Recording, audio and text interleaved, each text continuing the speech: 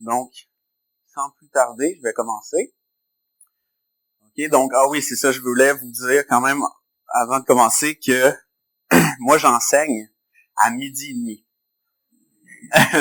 Donc, je vais devoir finir un peu plus tôt. Je vais essayer quand même de passer à travers tout le matériel. OK.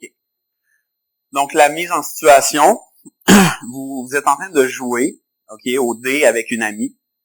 OK, puis vous jouez avec les dés suivants. OK, donc vous avez un dé à 6 faces, bien équilibré, numéroté de 1 à 6.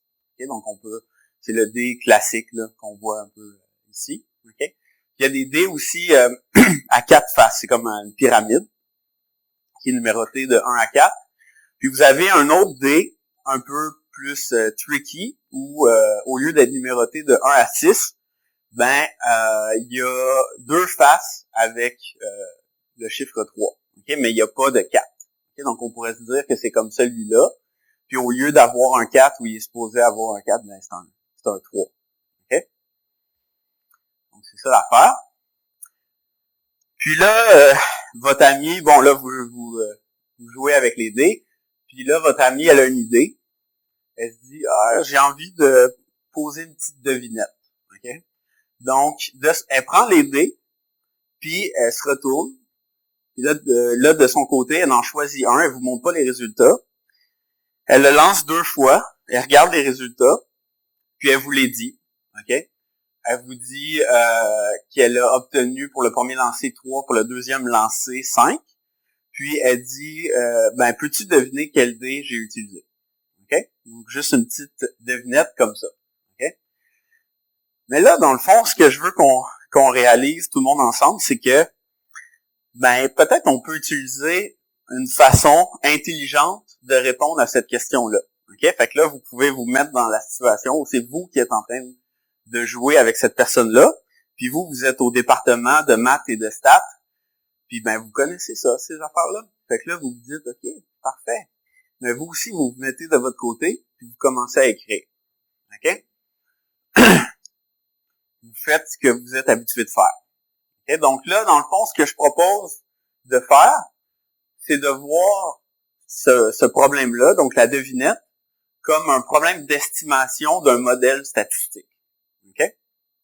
Puis, on va parler, dans le fond, d'une méthode pour répondre à cette question-là.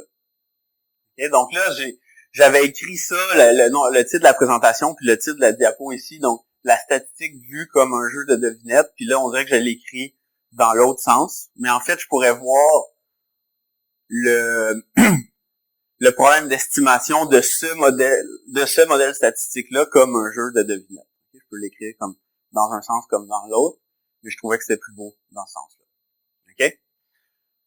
Donc, qu'est-ce qu'on fait en stats? Essentiellement, on a des modèles probabilistes, puis on veut les estimer à l'aide de données.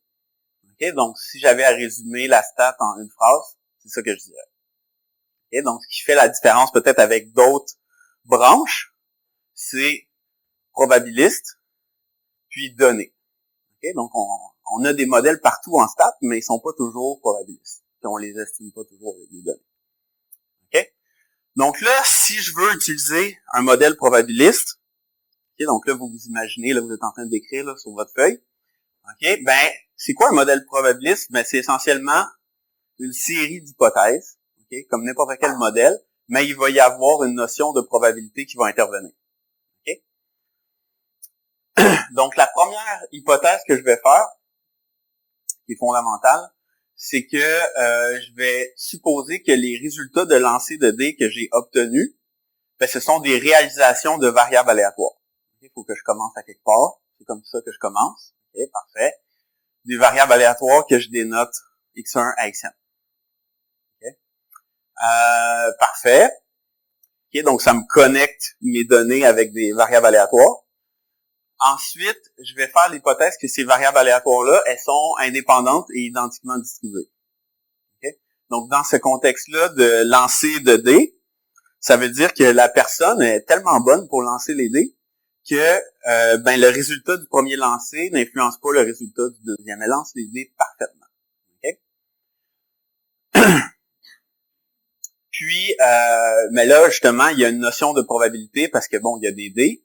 Donc là, il faut... donc là, les probabilités, ils dépendent du dé qui a été utilisé. Okay? Donc, le D1, que je vais dénoter par θ est égal à 1. Okay? Donc, c'est notre dé bien équilibré, numéroté de 1 à 6. Donc, il y a une probabilité 1/6 pour les valeurs 1, 2, 3, 4, 5, 6. Okay? Donc, la personne, dans le fond, justement, elle brasse tellement bien les dés qu'elle suit ce modèle-là. Okay? Pour chaque lancer de dés. Dé numéro 2, θ est égal à 2. OK? Probabilité 1 quart. Dé numéro 3, probabilité 1/6 pour les valeurs 1, 2, 5, 6. OK? Il n'y a pas de 4. Puis 1 tiers pour 3 parce qu'il y a 2/6. Okay? Il y a 2 fois la face 3. Non, lui, il y a 4 faces. C'est une pyramide. Ah, mais c'est ça. Ben là, peut-être ça donne un indice sur la réponse à la devinette. Elle, dans le fond, ce qu'elle t'a pas dit, c'est le dé qu'elle utilise, mais elle te donne les résultats. 3 et 5. Bon, ben, tu vois, une personne intelligente, là. Bon, tu vois, t'as déjà le bon réflexe, OK? OK. Donc, comme de fait, la méthode va écarter ce dé-là, OK? J'allais venir à ce point-là, mais c'est bon que tu l'abordes. Que tu l'abordes déjà, OK? Donc ça, c'est mon modèle. Puis là, basé sur le modèle, ce que je veux faire, au fait, c'est, dans le fond, on considère θ, qui est comme le D, comme un paramètre inconnu, une valeur inconnue qu'on veut deviner la valeur. OK? Puis, la méthode qu'on va utiliser, je vais la présenter. Donc, dans le fond, on se dit que l'idée derrière la méthode, c'est de se dire que si j'ai observé les résultats 3 et 5, ça veut dire que à quelque part, la probabilité d'observer ces résultats-là est élevée. Parce que si c'était pas élevé, j'aurais pas observé ces résultats-là. Et donc, l'idée de cette méthode-là, c'est de dire, je vais calculer les probabilités des événements, OK, pour chacune des valeurs de θ, puis mon estimation, ou ce que je réponds à la devinette, c'est la valeur de θ qui maximise la probabilité. Okay? Donc, la probabilité d'avoir observé les résultats. Okay? Puis, on appelle ça la méthode du maximum de vraisemblance parce que, probabilité, maximiser la vraisemblance, probabilité, on le voit un peu comme un synonyme dans ce cas-là. OK, donc maintenant, ce que j'ai à faire, qu'est-ce que vous devez faire sur votre petite feuille, au final, c'est calculer les probabilités pour chaque valeur de θ. Okay?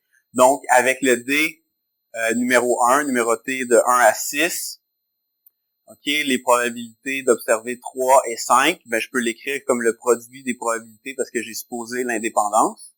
Puis ici, j'ai 1/6 fois 1/6, 1 sur 36. Okay? Ensuite, avec le D2, on a 1 quart fois 0 parce qu'on n'a pas de 5 avec le D, 0. OK, puis avec le D3, j'ai 1/6 pour 5, puis j'ai 1 tiers ou 2/6 pour 3. OK, fait que ça me donne 1 sur 18. Okay? Donc là, maintenant, si je veux utiliser ma méthode, j'ai fait mes calculs, je dis, ça c'est plus élevé que ça, donc ma réponse à la devinette, tu vas utiliser le D3. OK? Donc, c'est ça, comme Yvan le laissait sous-entendre, en fait, c'est sûr qu'on peut, en regardant les résultats, avoir une intuition, OK, de ce qu'on devrait répondre à la question. OK? Parce que justement, 3 et 5, là, on pourrait se dire tout de suite, c'est sûr que c'est pas le D numéro 2 qui a été utilisé parce qu'il n'y a pas le chiffre 5 dessus. Puis, ensuite, le 3, il y a plus de chances d'être obtenu avec le D3 parce qu'il y a 2 fois, OK, la face, il y a 2 fois une face avec 3 dessus. OK? Puis au final, OK, ça c'est ce que l'intuition nous dit. Mais la méthode, ce qu'elle fait, c'est qu'elle rend l'intuition précise. OK? Donc, elle nous permet un peu de traduire cette intuition-là dans un contexte mathématique précis. OK? Puis elle nous donne une méthode Puis, on aime ça en maths, en stats, avoir des méthodes parce que, si elles sont bonnes, on sait qu'on les applique, puis c'est bon. T'sais. OK, donc, ça, c'est la réponse à la devinette. Mais là, en tant que tel, avec ce qu'on vient de voir, on n'a pas de moyen encore de savoir si la méthode est bonne. OK? Parce que la personne, elle a choisi un dé de son côté, elle l'a lancé, elle a obtenu des résultats, mais je sais pas si ma réponse était la bonne. OK? Parce qu'on va dire, elle est partie rapidement, là, puis elle me l'a juste pas dit. OK? Fait que là, pour vous montrer que la méthode est bonne, ce que je vais faire, c'est que je vais faire ce qu'on appelle une étude de simulation. OK? Fait que là, je vais jouer le rôle de l'ami qui se met de son côté puis qui choisit un dé puis le lance. OK? Puis je vais simuler des résultats. OK? Je vais simuler des résultats de lancer de dés. OK? Donc, le dé que je vais choisir pour l'expérience, OK, c'est celui avec 2 fois le chiffre 3. OK? Puis dans le fond, ce dé-là est fixe tout le long. C'est lui que j'utilise. Puis je fais des lancers de dés. OK? Je simule les résultats. Puis ce que je vais faire, dans le fond, comme expérience, c'est que je vais montrer le résultat pour un lancer de dés. J'applique la méthode, j'évalue, je réponds à la question, puis j'évalue si la réponse est bonne ou pas. OK? Puis je fais la même chose avec, au lieu de un lancer de dés, 2 lancers de dés, 3 lancers, ainsi de suite. OK? Fait qu'on peut s'imaginer comme une longue séquence de résultats, puis j'ai divulgue au fur et à mesure. 1, je donne la réponse. Je regarde si c'est bon ou pas. 2, je donne la réponse, je regarde si c'est bon ou pas, etc. OK? Parce que en stats, il faut voir la quantité de données comme de l'information. OK? Puis, on a, dans ce cas-là, une inconnue.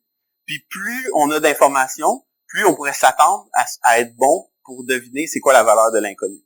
Okay? Puis ça se traduit de façon précise en stats. On va le voir arriver, entre autres, dans cet exemple-là. Okay? Parce que si on a, par exemple, un lancer de dés, peu importe le résultat qu'on obtient, il y a quand même des chances qu'on se trompe. Okay? Parce que si on a obtenu un 1, par exemple, ce résultat-là, on peut l'obtenir avec les 3 dés. Fait que même si on utilise la méthode, on peut quand même se tromper. Okay? Fait que ce qu'on peut espérer, au moins, c'est que si on a beaucoup d'informations, là, on est bon. C'est ça qu'on va voir avec cette expérience-là. Okay? Donc, on y va. Le dé est fixé tout le long. Okay? Celui que j'ai utilisé, c'est celui avec 2 fois la face 3. Okay? Donc, je montre le résultat du premier lancé. 1. Okay? Je calcule mes probas. D1, 1 sixième. D2, 1 quart. D3, 1 sixième. Ma réponse, tu vas utiliser le D2. Je me suis trompé. OK? Ensuite, nombre de lancers. Là, je divulgue un nouveau résultat. 6. 1 puis 6. Je calcule les probas. 1 sur 36. Là, maintenant, j'ai un 6 dans ma séquence. Je sais que je peux pas avoir utilisé le D2. 0. D3, 1 sur 36 encore, parce que ces deux faces-là sont représentées une fois sur ce dé-là. Mais là, 1 sur 36 dans les deux cas. J'hésite. Je ne sais pas quoi faire. OK? 3. Maintenant, je divulgue un troisième résultat. OK? La proba pour le D2, elle reste à 0. OK? Elle va rester à 0 tout le long. Puis, ici, j'ai 1 sixième à la 3. OK? Donc, ce qu'il faut voir avec le D1, c'est que vu que je sais que j'ai utilisé le D3, OK? En fait, je sais que tous les résultats que je vais obtenir, je peux les obtenir avec le D1, OK? Puis ils ont tous la même probabilité. OK? C'est toujours 1 sixième, puis le 3, dans le fond, c'est le nombre de lancers. OK? Fait que c'est 1 sixième à la nombre de lancers. OK? Puis là, ici, dans le fond, ce que j'ai pour le D3, c'est 1 sixième à la 2 pour le 1 puis le 6. Puis 3, là, je tombe avec 1 tiers. Donc là, ce qui arrive, c'est que, le 1/6 à la 3, mais je peux le réécrire comme 1/6 à la 2 fois 1/6. Donc, je sais que ça, c'est plus grand que ça. Puis, là, j'ai utilisé ma réponse à la devinette. Tu vas utiliser le D3, c'est la bonne réponse. Okay? Donc, je ne sais pas si vous commencez à voir un certain pattern là ici, là, avec ce que j'ai dit. Est-ce que vous voyez un pattern qui se dessine? OK, donc, je vais y aller tout de suite avec le punch. OK? Donc là, vu que on a un 6 dans la séquence, peu importe ce que je vais divulguer après, lui, il va rester à 0. Okay? Lui, maintenant, qui a un 3 dans la séquence, je vais toujours pouvoir écrire ça comme ça, puis le 1/3 va toujours rester plus grand que 1/6. Okay? Peu importe ce que je vais obtenir après. Fait que pour toutes les résultats qui vont venir après, je vais toujours avoir ça plus grand que ça. Je vais toujours dire que c'est le D numéro 3 qui est utilisé. Je vais toujours avoir la bonne réponse. OK? Donc là, je vais continuer un peu juste pour que ce soit bien clair. OK? Donc, je montre ici, dans le fond, ce qui se passe avec 5 lancers. Les résultats, c'est 1, 6, 3, 3, 3. Et 1/6 à la 5, 0, 1/6 à la 2, 1/3 à la 3. OK? Donc là, maintenant, ce que je vais faire, c'est que je vais écrire les choses de façon un peu plus générale pour qu'on comprenne que ce qu'on a observé, c'est pas seulement pour la séquence qu'on a observé. Okay? Donc, ce que je vais faire, c'est que je vais juste dire, on va dire qu'on a n, que le nombre de lancers, c'est de n. Okay? Puis je vais réécrire, dans le fond, les probas pour chacun des dés dans ce cas général-là. Okay? Puis là, faut toujours garder en tête, j'utilise toujours le même dé, là. Okay? Donc, la proba avec le dé numéro 1, c'est 1/6 à la n. Elle change pas. Okay? Dé numéro 2, la proba, c'est de 1/4 à la n, mais seulement si j'ai pas de 5 ou de 6. Okay? Dès que j'ai un 5 ou un 6 dans la séquence, ça tombe à 0, cette affaire-là. D3, je peux l'écrire comme ça. OK? Ou, dans le fond, je définis N3 comme le nombre de 3 dans ma séquence. Okay? Donc, 1/6 à la N moins N3, puis 1/3 à la N3. Okay? Puis là, dans le fond, ce que je dis, c'est que pour un nombre de lancers N suffisamment élevé, on sait qu'on va toujours répondre, soit utiliser le 3, soit la bonne réponse. Okay? Donc, même dans le cas général. Okay? Pourquoi? Parce que, dans le fond, éventuellement, je sais que je vais avoir au moins un 3, puis au moins un 5 ou un 6 dans ma séquence. OK? Fait que là, le D2, il va donner, dès qu'on est dans cette situation-là, dans le fond, le D2 donne la proba 0, peu importe c'est quoi la séquence. Puis le D3, je peux écrire la proba comme je l'avais écrit, mais je sais qu'ici, j'ai au moins une puissance 1. OK? Fait que si je remplace ce 1/3-là par 1/6, j'obtiens ceci. OK? Donc, je sais que je vais être plus grand. OK? Donc, peu importe la séquence, je sais qu'à un moment donné, je vais tomber dans cette situation-là, puis ça va fonctionner mon affaire. OK? Puis ce qui est aléatoire, au final, dans cette histoire-là, c'est le moment à partir duquel je me mets à avoir la bonne réponse. OK? Puis dans la séquence que je vous avais montrée, c'était à partir du 3e lancer. Ça pourrait être à partir du 2e lancer, ça pourrait être à partir du 4e lancer. Okay? C'est ça qui est aléatoire. Mais je couvre tous les cas. Okay? Donc là, maintenant, ce que je veux faire, c'est je veux un peu m'éloigner du contexte de D, okay, pour se placer dans un contexte plus classique peut-être en stats. Okay? Mais pour l'idée maintenant, c'est de se dire que c'est essayer de se rappeler on peut toujours se placer dans cette espèce de contexte-là de devinette. OK? Même dans une expérience plus classique. OK? Fait que je vais décrire un peu le contexte, puis je vais expliquer ce que je veux dire par là. OK? Donc là, maintenant, je m'éloigne un peu des dés, comme je disais, puis je veux faire une série d'hypothèses. Donc, je veux présenter un modèle, puis je veux voir ce que je suis capable d'obtenir comme conclusion dans ce cas-là. Okay? Donc, on va dire qu'on a accès à des données, ok, petit x1 à petit xn. Dans ce cas-là, dans notre exemple, c'était des résultats de lancer de dés, okay, qui sont des réalisations de variables aléatoires, x1 à xn. Les variables aléatoires sont indépendantes et identiquement distribuées. Okay? Puis là, où ça va changer, c'est au niveau du modèle. Okay? Donc ici, ce que je vais regarder comme modèle, c'est pas une histoire de D.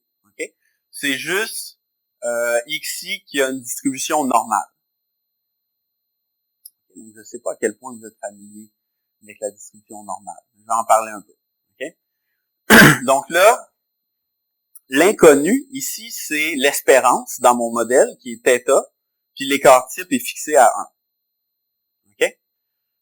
Puis là, ici, ce que je montre, c'est juste un graphe de la densité. Okay? Donc, la densité, donc la fameuse densité en cloche, ok, en forme de cloche. Puis ça, c'est pour une normale avec une espérance de 0.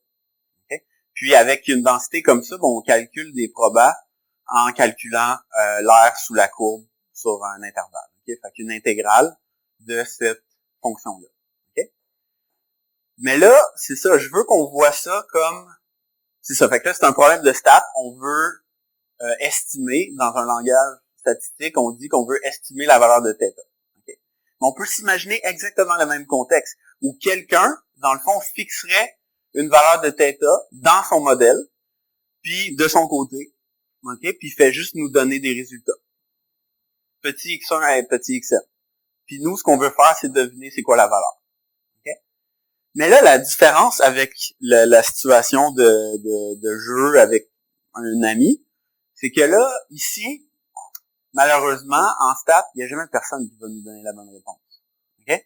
Fait que tu sais, avec ton ami, tu peux jouer, puis là, tu as le résultat du premier dé, tu dis le dé numéro 2, puis là, tu as dit, ben non, tu t'es trompé. C'était quoi le dé? Ouais, c'était le dé numéro 3. Ah, ok. Mais là, ici, c'est pas le cas. OK? Il n'y a pas personne qui va te dire c'est quoi la vraie valeur de l'espérance qu'il a utilisée pour générer les observations. OK? Donc là, c'est encore plus important d'avoir une garantie comme quoi la méthode est bonne, parce que tu vas jamais le savoir. OK? Mais si au moins tu as une garantie théorique, ben, tu le sais. OK? Fait que je veux regarder plus en détail ce cas-là pour me rapprocher de ce qu'on fait en stats. OK? Donc, on souhaite estimer la valeur de θ en se basant sur les données. Donc là, θ ici, ça représente l'espérance dans le modèle. OK? Donc, on pourrait se dire intuitivement, j'ai des données. L'espérance, c'est comme la moyenne, on va dire, théorique d'une variable aléatoire. Ben, ce que je pourrais faire, c'est dans mon échantillon, dans mes données, calculer la moyenne. Ça devrait me donner une bonne idée de l'espérance. OK?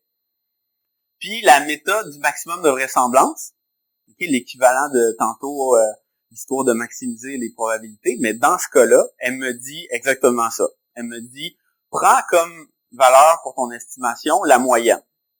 Okay? Je vais pas entrer dans les détails ici, c'est pas super intéressant, puis c'est ça.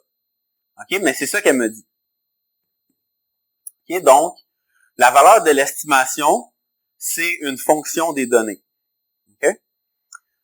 Puis tout à l'heure, c'était la même chose. Hein? Quand je prenais ma décision pour répondre à la question de devinette, je regardais les données, je calculais des probas, je retournais une réponse. Okay? Fait que ma réponse, c'était une fonction des données. Mais c'était juste une fonction pas nécessairement simple. Okay? Dans ce cas-ci, elle est simple, la fonction, elle a une simple expression. C'est juste la moyenne. Okay? Puis là, on se pose la même question que tout à l'heure. Ben, quand je devine la valeur de θ avec ça, est-ce que j'ai raison? Est-ce que je fais bien? Okay? Puis là, ce qu'on veut faire, c'est un peu comme dans l'analyse que j'avais montrée, on veut regarder un peu tous les cas simultanément pour voir, peu importe les données que j'ai, qu'est-ce que je suis capable de dire sur la qualité de mon estimation. Okay? Autrement dit, on pourrait se dire, c'est quoi, dans le worst case scénario, est-ce que je fais quand même bien? Okay? Donc, pour considérer un peu tous les résultats en même temps, ce que je vais faire, c'est que je vais considérer les XI aléatoires. Puis je vais voir ma moyenne comme une variable aléatoire, puis je vais regarder son comportement, puis c'est ça qui va m'aider à comprendre, dans le fond, dans le cas général, si je suis bon. OK? Donc là, ce que je fais, je regarde la moyenne, puis j'applique un résultat général de proba. OK? La loi forte des grands nombres, qui me dit qu'une moyenne de variables aléatoires, IID, indépendantes et identiquement distribuées, ça converge vers l'espérance, dans ce cas-là, θ, OK, avec probabilité 1. OK? Donc, ce que ça veut dire, OK, c'est que peu importe encore une fois, la séquence, peu importe les données que j'ai, je sais que si j'en ai suffisamment, mon estimation, elle va être proche de la vraie valeur, parce que j'ai une convergence avec probabilité 1. OK? Puis là, ici, ce que je montre, c'est un graphe x1 comme ça, OK, en fonction de n. OK? Puis, donc une séquence de moyenne. Puis c'est comme, je fonctionne comme tout à l'heure, je me donne comme une grande séquence de résultats. Je calcule une moyenne avec le premier résultat. Là, ça me donne ceci. Avec le deuxième résultat, je pense que c'est ça. Troisième, quatrième, puis là, on voit que ça bouge comme ça. Puis qu'éventuellement, je me rapproche. OK? Puis je pourrais obtenir d'autres résultats, faire le même exercice. J'aurais un autre graphe, mais il y aurait le même comportement. OK? Donc, c'est ça qui est important de voir. Maintenant, une autre chose que je suis capable de dire sur mon estimation, vu que je fais une hypothèse de normalité, je suis capable de regarder cette affaire-là. OK? Puis j'ai la loi de cette affaire-là. Puis qu'est-ce que c'est que cette affaire-là? C'est l'erreur que je fais avec mon estimation. OK? Fait que j'ai mon estimation moins la vraie valeur. OK? Ça, c'est l'erreur que je fais. Puis je sais que cette erreur-là, elle se comporte comme une normale. OK? Elle est de loi normale. D'espérance 0. Puis d'écart type 1 sur racine de n. OK? Donc, en gros, ce que ça dit, c'est que, pour un n fini, des fois, je vais surestimer la valeur, des fois, je vais sous-estimer, mais je suis capable d'avoir le comportement. Je sais que je vais, parce que la loi normale est symétrique, je sais que je vais surestimer autant de fois que je vais sous-estimer, ainsi de suite, puis que l'écart type, la variabilité autour d'une erreur de 0, la variabilité diminue avec n. Donc, autrement dit, la précision de mon estimation s'améliore avec n, avec une vitesse de 1 sur racine de n. OK? Donc, ce qui vient rejoindre un peu le résultat précédent. OK. Donc ça c'était vrai pour le modèle normal, avec θ qui est le paramètre d'espérance. OK? Fait que là, moi, je vais aller encore plus loin pour vous montrer que la méthode, elle est bonne dans l'histoire de jeu de devinette avec les dés. Elle est bonne avec l'espérance pour une loi normale. Mais qu'est-ce qu'on peut dire de plus? OK? Donc, il y a des résultats qui existent. OK? Donc, je fais les mêmes hypothèses que tout à l'heure.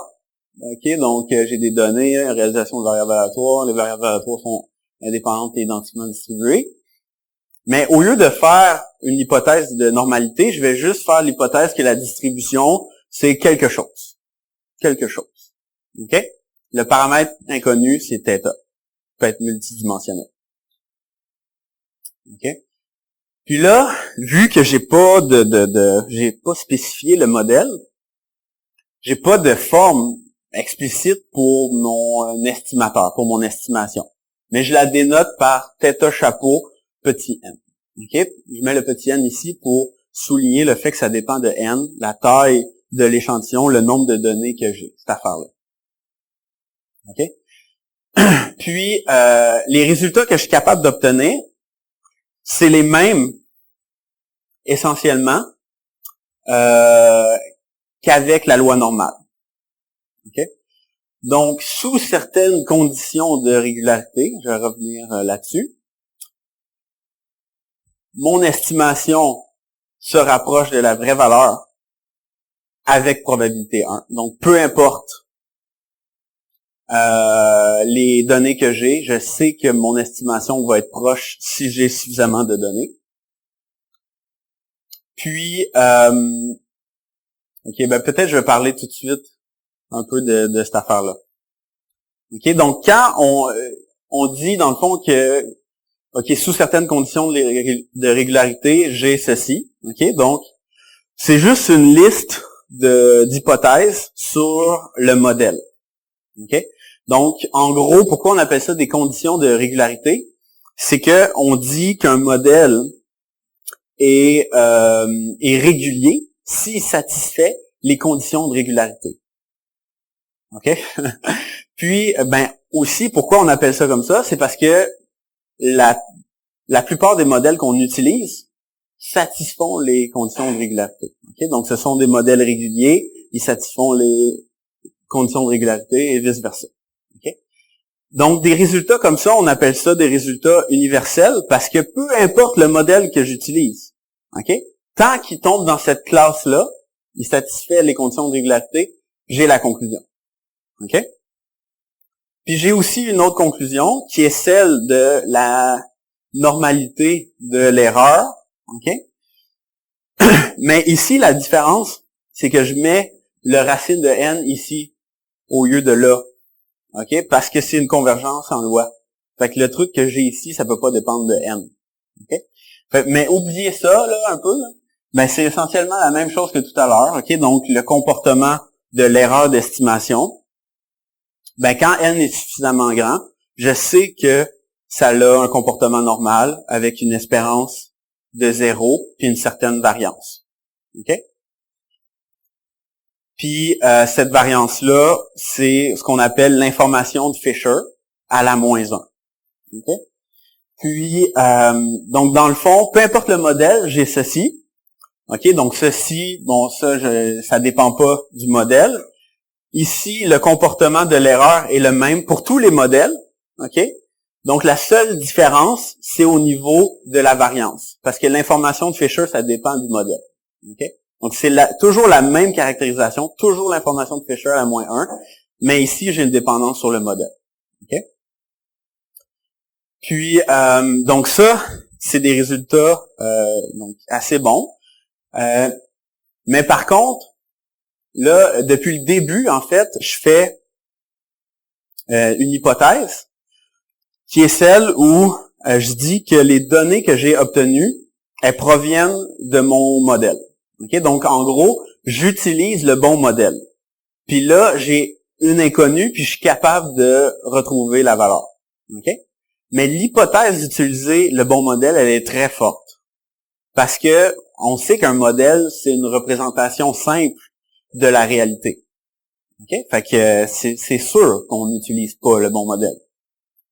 Okay? Puis la question, c'est est-ce que ton modèle est proche de ce qui se passe en réalité, puis c'est ce qu'on veut en pratique. Okay? Mais il y a des résultats qui existent, qui nous disent qu'on a essentiellement la même chose qu'ici, même si on fait l'hypothèse qu'on n'utilise pas le bon modèle, ok, ou plutôt qu'on ne sait pas si on utilise le bon modèle. Sauf que ici, au lieu d'avoir une convergence vers la vraie valeur du paramètre, la bonne valeur du paramètre, mais on peut pas avoir ça parce qu'on n'utilise pas le bon modèle. Okay? Donc, on a une convergence vers une valeur, OK? Puis cette valeur-là, elle fait en sorte que notre modèle qu'on obtient avec cette valeur-là, ok, donc on peut s'imaginer comme une moyenne, une espérance dans notre normale, ben elle fait en sorte que le modèle qu'on obtient, c'est le plus proche possible du vrai modèle qu'on connaît pas. Ok? On peut pas espérer mieux. C'est la meilleure chose qu'on peut espérer. Donc c'est ça. Donc ça, c'est le genre de résultat qu'on peut obtenir en général. Puis on peut obtenir aussi un comportement normal, mais ici, au lieu de centrer avec la vraie valeur, on centre avec cette valeur-là qui nous donne comme le meilleur modèle possible au final. Puis on ajuste, il y a aussi un ajustement au niveau de la variance. OK? Donc, parfait, pile à l'heure. Puis, donc c'est ça. Je termine là-dessus. OK? Donc, merci pour votre attention.